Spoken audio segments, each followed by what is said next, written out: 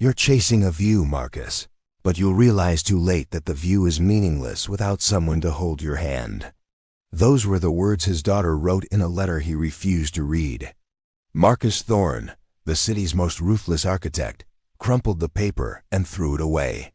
He needed to conquer the North Ridge alone. No guides, no distractions. Just him and the glory. But the mountain didn't care about his net worth. 3 days in, a sudden blizzard blindsided him. The temperature plunged, the wind howled like a demon, and one misstep sent him tumbling into a deep, icy ravine. Snap! His leg was broken. His radio was shattered. He was trapped in a stone grave with nothing but the howling wind. For 4 days the billionaire ate snow and music, huddled in a torn thermal blanket, hallucinating the warmth of the home he had neglected. Money couldn't buy a fire. Reputation couldn't heal a bone. Broken and freezing, he finally whispered into the ice, "God, I built skyscrapers to touch the sky, but I never looked up to find you. I traded my family for concrete. If I die here, I die a poor man."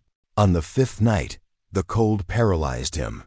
He knew he wouldn't survive until dawn. Music.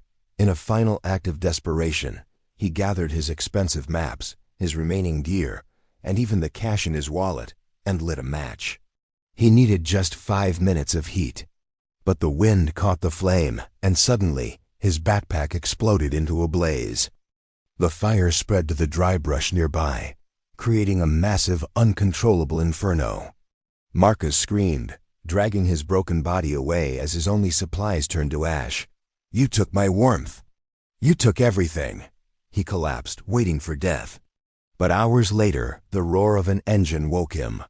A search plane had seen the massive wildfire against the snow. As they lifted him out, the pilot shouted, "We gave up the search 2 days ago.